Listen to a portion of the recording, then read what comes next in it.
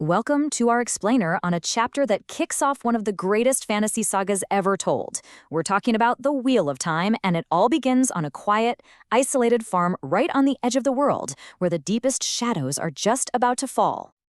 So, our story starts on a really cold evening, right? You can just feel this sense of unease settling over the land. The sun's going down, and with it, the peace of a lifetime is about to be completely shattered. Okay, let's dive right in. We begin at this isolated farm in a place called the Westwood. It's super remote. And there we meet a young man named Rand and his father Tam, who are just finishing up their day's chores. Now, on the surface, everything seems totally normal. Rand is just lost in the rhythm of farm work, splitting wood, tending the garden. But his father's actions, they show this deep, deep anxiety. Tam keeps scanning the horizon for a rider that isn't there, preparing for some kind of threat that feels both totally unreal and right around the corner. Tam can't really put his finger on what's wrong, but he acts on it anyway. He starts taking these precautions that are just unheard of in the peaceful Two Rivers. And, for the first time in Rand's entire life, his father locks the doors to their home. But all this quiet tension, it's about to just explode into violence. That unspoken fear is about to get a name and a face. In a move that completely shocks Rand, Tam goes to this old chest under his bed and pulls out a sword. And this isn't just some farm tool. It's got a bronze heron etched right into the hilt and the blade. It's a weapon of incredible quality, and it reveals a part of his father's past that Rand never, ever knew existed. Just as Rand is trying to process this revelation, that feeling of dread becomes real. The farmhouse door is just violently smashed from its frame, and the iron lock shatters and spins across the room. The nightmare has arrived. The creature filling that doorway is this monstrous fusion of man and beast, a figure of impossible size, with ram's horns and a hairy muzzle where a human face should be. And just like that, their warm, safe home becomes a brutal battleground. The only goal now is survival, and Tam knows it.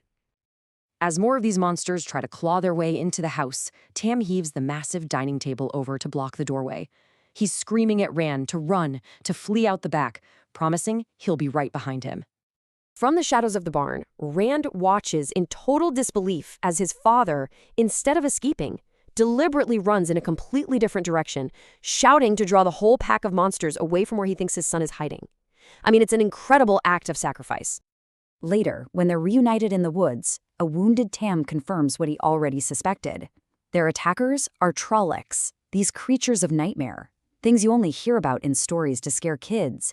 They serve a being called the Dark One, and they kill just for the sheer joy of it.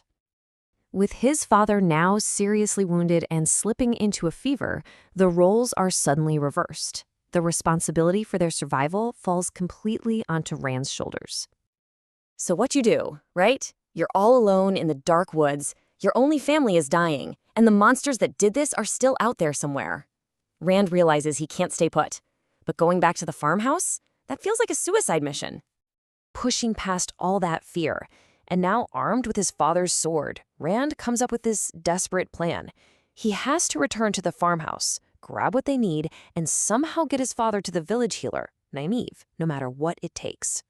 But returning to the farm isn't just about getting supplies. It's going to be his first true test in a world that has suddenly become much, much larger and way more dangerous.